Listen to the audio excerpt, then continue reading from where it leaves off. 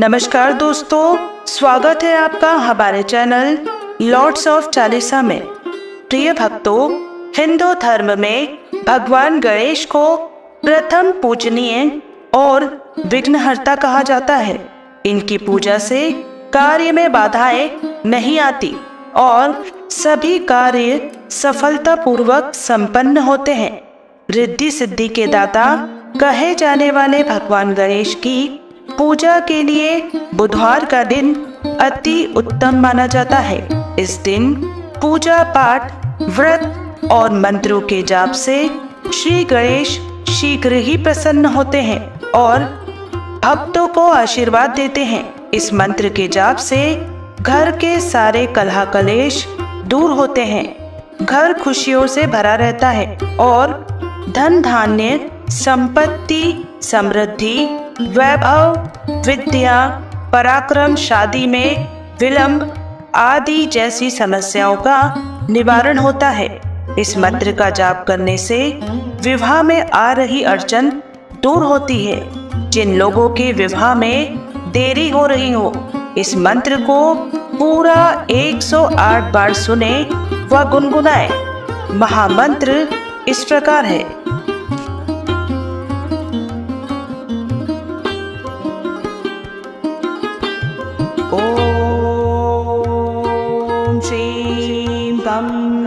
सौम्याय गणपतये वरद सर्वजन मे नंदनाय मम विवाह कुरु कुरु स्वाहा।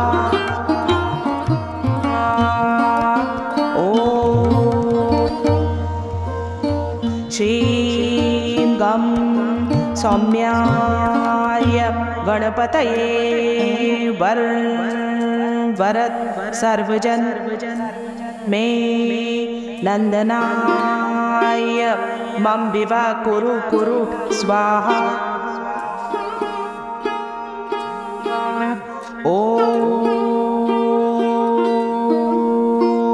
श्रीं गं सौम्याय गणपतये वरद सर्वजन मे नंदनाय मम विवाह कुरु कुरु स्वाहा।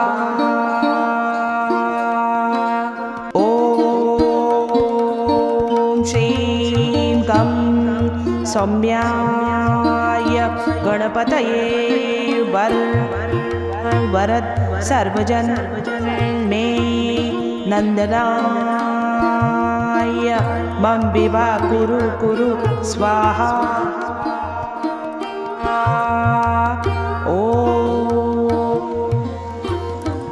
श्रीं गं सौम्याय गणपतये वरद सर्वजन मे नंदनाय मम विवाह कुरु कुरु स्वाहा।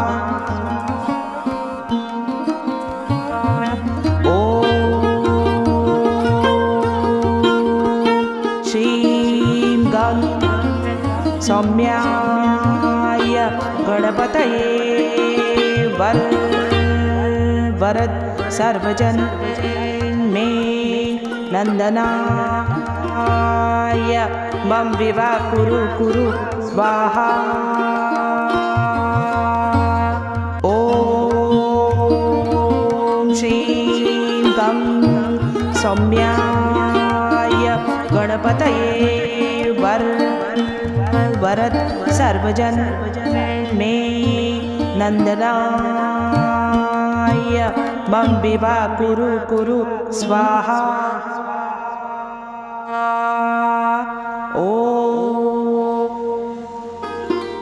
श्रीं गं सौम्याय गणपतये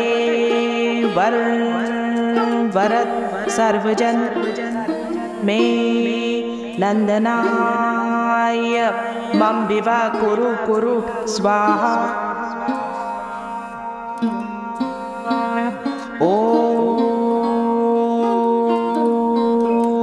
श्रीं गं सौम्याय गणपतये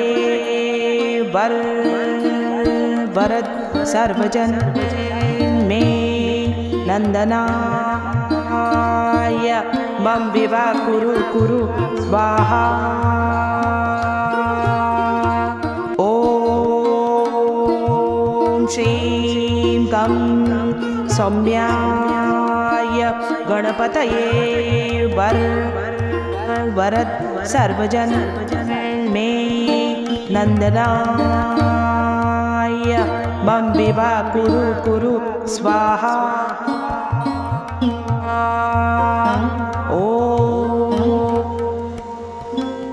श्रीं गं सौम्याय गणपतये वरद सर्वजन मे नंदनाय मम विवाह कुरु कुरु स्वाहा।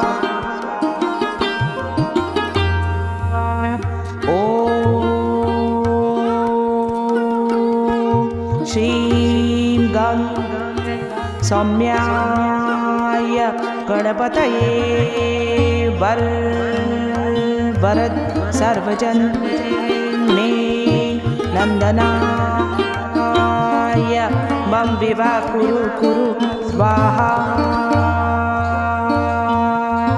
ओम श्रीं गं सौम्याय गणपतये वरद सर्वजन मे नंदनाय मम विवाह कुरु कुरु स्वाहा।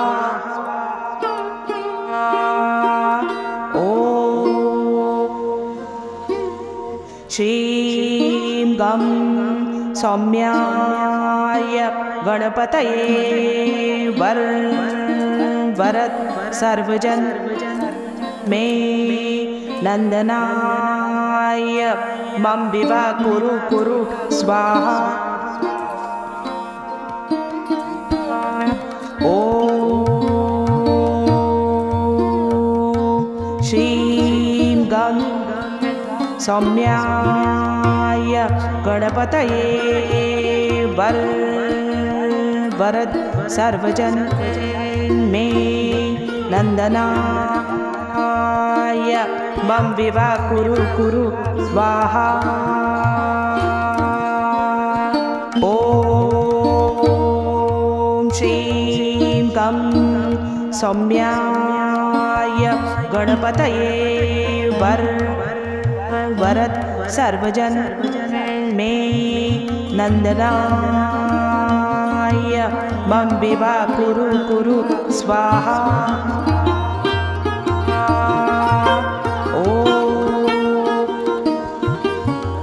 श्रीं गं सौम्याय गणपतये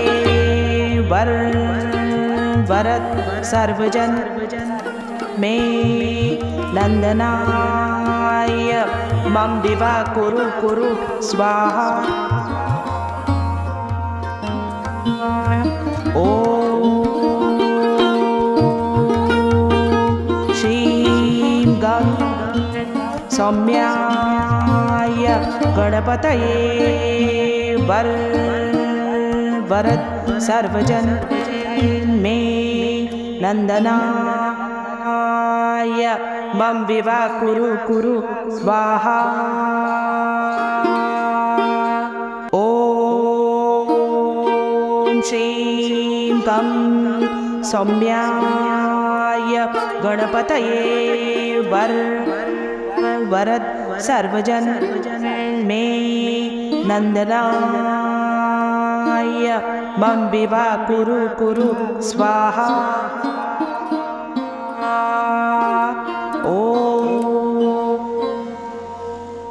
श्रीं गं सौम्याय गणपतये वरद सर्वजन मे नंदनाय मम विवाह कुरु कुरु स्वाहा। ओम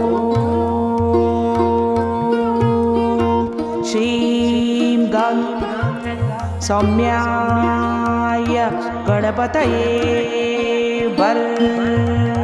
वरद सर्वजन मे नंदनाय मम विवाह कुरु कुरु स्वाहा। ओम श्रीं गं सौम्याय गणपतये वरद सर्वजन मे नंदनाय मम विवाह कुरु कुरु स्वाहा।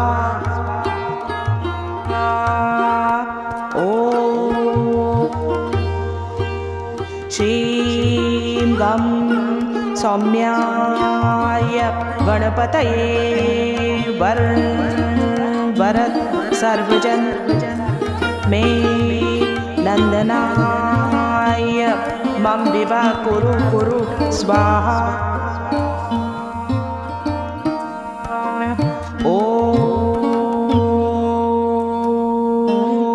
श्रीं गं सौम्याय गणपतये वरद सर्वजन मे नंदनाय मम विवाह कुरु कुरु स्वाहा। ओम श्रीं गं सौम्याय गणपतये वरद सर्वजन मे नंदनाय मम विवाह कुरु कुरु स्वाहा।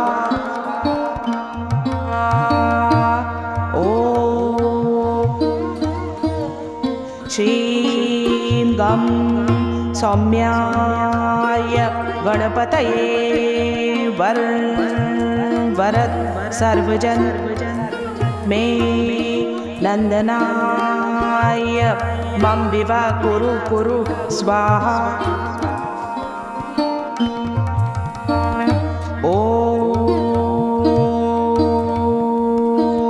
श्रीं गं सौम्याय गणपतये वरद सर्वजन मे नंदनाय मम विवाह कुरु कुरु स्वाहा। ओम श्रीं गं सौम्याय गणपतये वरद सर्वजन मे नंदनाय मम विवाह कुरु कुरु स्वाहा।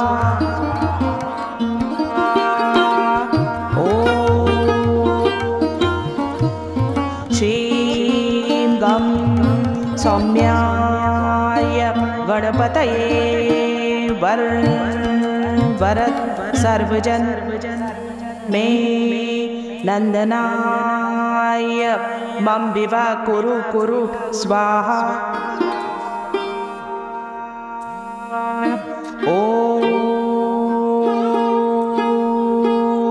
श्रीं गं सौम्याय गणपतये वरद सर्वजन मे नंदनाय मम विवाह कुरु कुरु स्वाहा।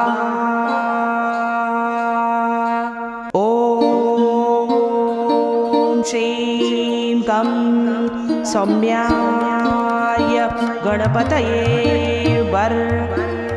वरद सर्वजन मे नंदनाय मम विवाह कुरु कुरु स्वाहा।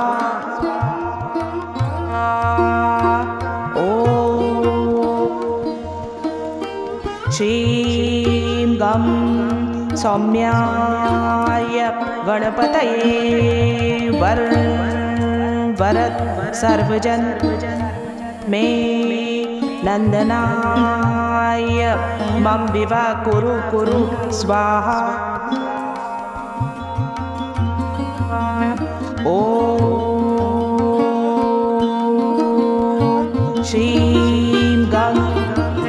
सौम्याय गणपतये वरद सर्वजन मे नंदनाय मम विवाह कुरु कुरु स्वाहा। ओम श्रीं गं सौम्याय गणपतये वरद सर्वजन मे नंदनाय मम विवाह कुरु कुरु स्वाहा।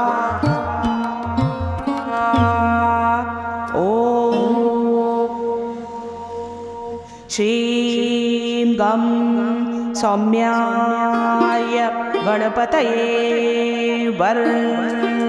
वरद सर्वजन मे नंदनाय मम विवाह कुरु कुरु स्वाहा। ओम श्रीं गं सौम्याय गणपतये वरद सर्वजन मे नंदनाय मम विवाह कुरु कुरु स्वाहा।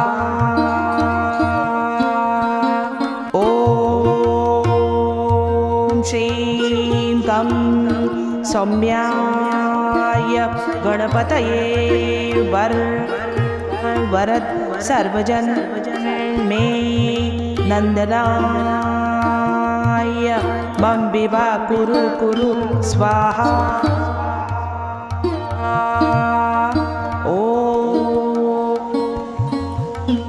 श्रीं गं सौम्याय गणपतये वरद सर्वजन मे नंदनाय मम विवाह कुरु कुरु स्वाहा। ओम श्रीं गं सौम्याय गणपतये वरद सर्वजन मे नंदनाय मम विवाह कुरु कुरु स्वाहा। ओम श्रीं गं सौम्याय गणपतये वरद सर्वजन मे नंदनाय मम विवाह कुरु कुरु स्वाहा। ओम श्रीं गं सौम्याय गणपतये वरद सर्वजन मे नंदनाय मम विवाह कुरु कुरु स्वाहा। ओम श्रीं गं सौम्याय गणपतये वरद सर्वजन मे नंदनाय मम विवाह कुरु कुरु स्वाहा। ओम श्रीं गं सौम्याय गणपतये वरद सर्वजन मे नंदनाय मम विवाह कुरु कुरु स्वाहा।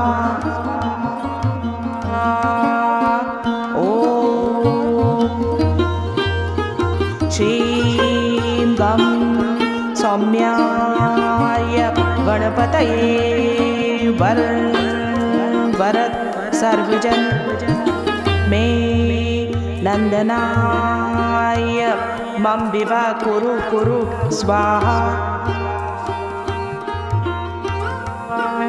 ओम गं सौम्याय गणपतये वरद सर्वजन मे नंदनाय मम विवाह कुरु कुरु स्वाहा। ओम श्रीं गं सौम्याय गणपतये वरद सर्वजन मे नंदनाय मम विवाह कुरु कुरु स्वाहा। ओम श्रीं गं सौम्याय गणपतये वरद सर्वजन मे नंदनाय मम विवाह कुरु कुरु स्वाहा। ओम श्रीं गं सौम्याय गणपतये वरद सर्वजन मे नंदनाय मम विवाह कुरु कुरु स्वाहा। ओम श्रीं गं सौम्याय गणपतये वरद सर्वजन मे नंदनाय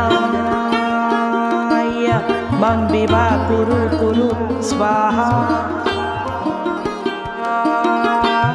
ओम श्रीं गं सौम्याय गणपतये वरद सर्वजन मे नंदनाय मम विवाह कुरु कुरु स्वाहा। ओम श्रीं गं सौम्याय गणपतये वरद सर्वजन मे नंदनाय मम विवाह कुरु कुरु स्वाहा। ओम श्रीं गं सौम्याय गणपतये वरद सर्वजन मे नंदनाय मम विवाह कुरु कुरु स्वाहा। ओम श्रीं गं सौम्याय गणपतये वरद सर्वजन मे नंदनाय मम विवाह कुरु कुरु स्वाहा। ओम श्रीं गं सौम्याय गणपतये वरद सर्वजन मे नंदनाय मम विवाह कुरु कुरु स्वाहा। ओम श्रीं गं सौम्याय गणपतये वरद सर्वजन मे नंदनाय मम विवाह कुरु कुरु स्वाहा। ओम श्रीं गं सौम्याय गणपतये वरद सर्वजन मे नंदनाय मम विवाह कुरु कुरु स्वाहा। ओम श्रीं गं सौम्याय गणपतये वरद सर्वजन मे नंदनाय मम विवाह कुरु स्वाहा। ओम श्रीं गं सौम्याय गणपतये वरद सर्वजन मे नंदनाय मम विवाह कुरु स्वाहा।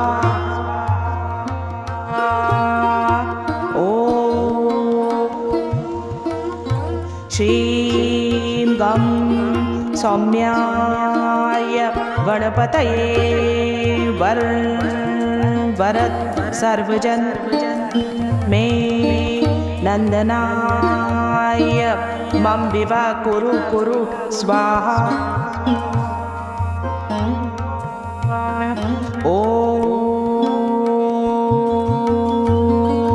श्रीं गं सौम्याय गणपतये वरद सर्वजन मे नंदनाय मम विवाह कुरु स्वाहा। ओम श्रीं गं सौम्याय गणपतये वरद सर्वजन मे नंदनाय मम विवाह कुरु स्वाहा।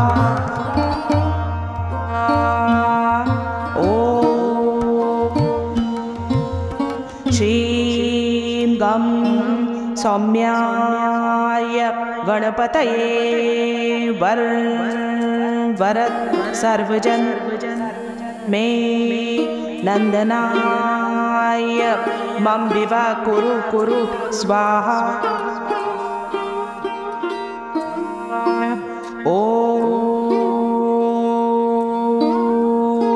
श्रीं गं सौम्याय गणपतये वरद सर्वजन मे नंदनाय मम विवाह कुरु स्वाहा।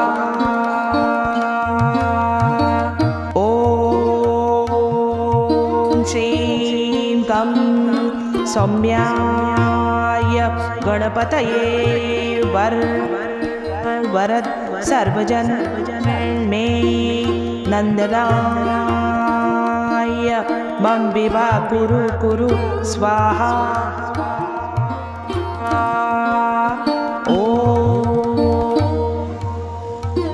श्रीं गं सौम्याय गणपतये वरद सर्वजन मे नंदनाय मम विवाह कुरु स्वाहा।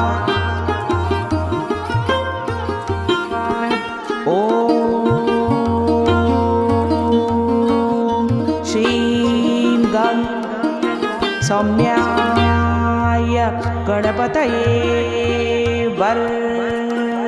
वरद सर्वजन मे नंदनाय मम विवाह कुरु स्वाहा। ओम श्रीं गं सौम्याय गणपतये वरद सर्वजन मे नंदनाय मम विवाह कुरु स्वाहा।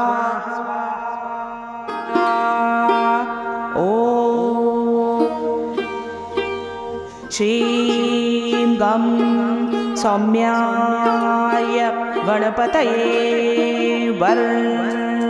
वरद सर्वजन मे नंदनाय मम विवाह कुरु स्वाहा। ओम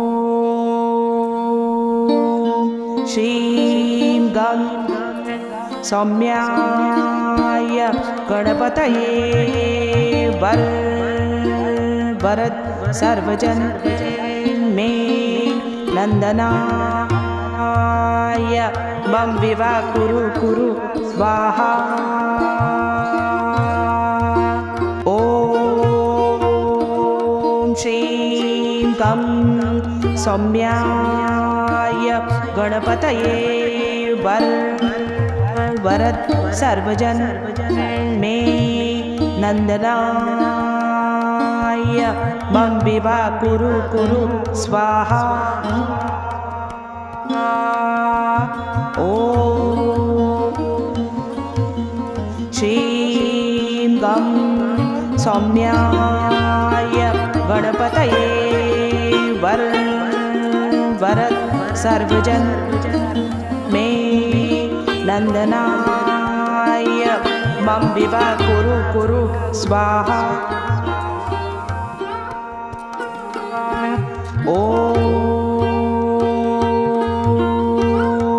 श्रीं गं सौम्याय गणपतये वरद सर्वजन मे नंदनाय मम विवाह कुरु कुरु स्वाहा।